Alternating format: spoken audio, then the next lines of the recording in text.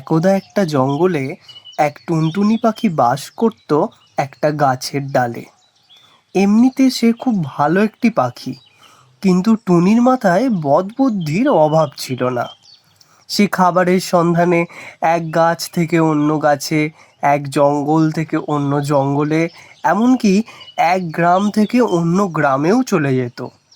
তার মধ্যে একটা বদ গুণ ছিল, সেটা হলো সে বেশিরভাগ সময় মিথ্যে কথা বলতো। একদিন বিকেলবেলা আজ দুপুরে ভালোই খাওয়া দাওয়া হলো, পেটটা বেশ ভর্তি আছে। কিন্তু যদি রাতে আবার খিদে পেয়ে যায়, তখন কি করব? যাই, এখন তবে একবার শালিক পিসির কাছে যাই, গিয়ে কিছু খাবার আছে কিনা চেয়ে আনি। জঙ্গলে ঘুরে ঘুরে এখন আর খাবার জোগাড় করতে মোটেই ভালো লাগছে না। টুনি তারপর উড়তে উড়তে চলে যায় শালিক পিসির বাসায়।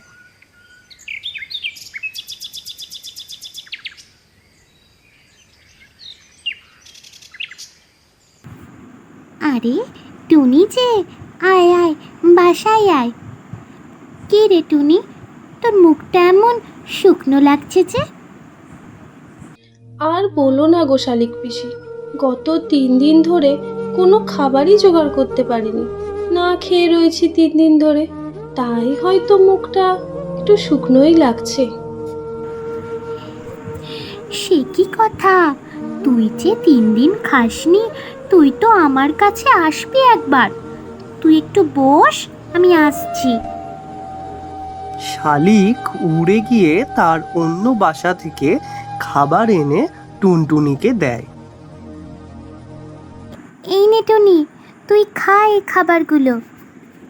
আরে আরে, না না, এইসবের আবার কি দরকার ছিল বলো তো?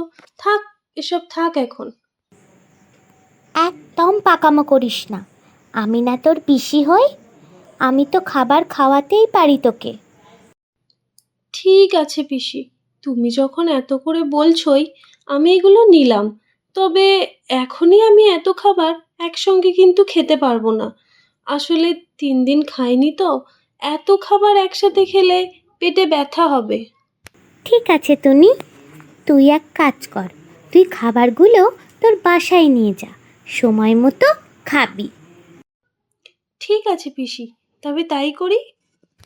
এরপর টুনি খাবারগুলো মুখে করে নিয়ে উড়ে চলে যায় তার বাসায়। হুম হুম, বুদ্ধি থাকলে কি আর খেতে খেতে হয় নাকি? হা হা হা হা হা। আজ যেমন শালিক পিসির থেকে বাগিয়ে খেলাম, পরের দিন আবার অন্য কারোর থেকে বাগাবো। হা হা হা হা হা। এইভাবে টুনি চালাকি করে দিন কাটাতে থাকে। কিভাবে কার থেকে বাগিয়ে খাওয়া যায়, না পরিশ্রম করে, এই পরিকল্পনা করতে থাকে সে। একদিন তার মাথায় একটা দুষ্ট বুদ্ধি আসে। অনেক দিন হলো আমার জঙ্গলের বন্ধুদের সাথে কোনো ফাজলামি করা হয়নি। দেখো, আজ থেকে তাদের সাথে কেমন মজাটা করব আমি। তাদের বোকা বানিয়ে খুব মজা হবে আমার। হা হা হা হা। কিছুক্ষণ পরেই বাঁচাও বাঁচাও, আমার বাসায় যে সাপ এসেছে, বাঁচাও আমাকে, বাঁচাও। কে কোথায় আছো গো, এসো, তাড়াতাড়ি এসো, বাঁচাও আমাকে। এটা টুনির গলা মনে হচ্ছে। টুনি মনে হচ্ছে খুব বড় বিপদে পড়েছে। আমি বনের সব পশুদের ডাকি, কে কোথায় আছো তাড়াতাড়ি আসো, টুনির মনে হচ্ছে খুব বিপদে পড়েছে। অন্যদিকে বনের বাকি পশুরা, সিংহ, শেয়াল, হাতি, কুকুর, ভাল্লুক, বানর, সবাই তখন গল্পে মত্ত। আরে, বাঘ মামা ডাকছে মনে হচ্ছে আমাদের। হ্যাঁ, চলো তো সবাই, দেখি কি হয়েছে। তারা সবাই মিলে বাঘ মামার কাছে যায়। বাঘ মামার থেকে সব কথা শুনে তারা টুনির বাসার কাছে যায়। গিয়ে দেখে, কিরে টুনি, কোথায় সাপ তোর বাসায়? হা হা হা হা হা হা হা। আমি তো এমনি এমনিই বললাম, কোনো সাপই তো আসেনি। হা হা হা হা হা। টুনি, এইরকম ফাজলামি করা একদম ঠিক নয়। আমি তোর আওয়াজ শুনে বনের সবাইকে ডেকে নিয়ে আসলাম। হ্যাঁ টুনি, তোমার বিপদ ভেবে ছুটে এলাম আমরা সবাই, আর তুমি এখানে মজা করছো? চলো চলো সবাই আমরা ফিরে যাই নিজের বাসায়। এরপর সব পশুরা আবার জঙ্গলের ভিতর দিকে চলে যায়। টুনি বকা খেয়ে একটু শান্ত হয়ে বসে থাকে। একটু পর টুনি খাবারের খোঁজে বেরোয়। তারপর আবার তার বাসায় ফিরে আসে। কিছুদিন পর টুনি আবার একই ঘটনা ঘটায়। বাঁচাও বাঁচাও, আমার বাসায় যে সাপ এসেছে, বাঁচাও আমাকে, বাঁচাও। কে কোথায় আছো গো, এসো তাড়াতাড়ি এসো, বাঁচাও আমাকে।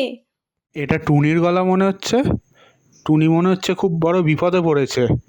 আমি বনের সব পশুদের ডাকি, কে কোথায় আছো তাড়াতাড়ি আসো, টুনির মনে হচ্ছে খুব বিপদে পড়েছে। অন্যদিকে বনের বাকি পশুরা সিংহ, শেয়াল, হাতি, কুকুর, ভাল্লুক, বানর সবাই তখন গল্পে মত্ত। আরে বাঘ মামা ডাকছে মনে হচ্ছে আমাদের। হ্যাঁ, চলো তো সবাই দেখি কি হয়েছে। তারা সবাই মিলে বাঘ মামার কাছে যায়। বাঘ মামার থেকে সব কথা শুনে তারা টুনির বাসার কাছে যায়। গিয়ে দেখে, কিরে টুনি, কোথায় সাপ তোর বাসায়? আমি তো এমনি এমনিই বললাম, কোনো সাপই তো আসেনি।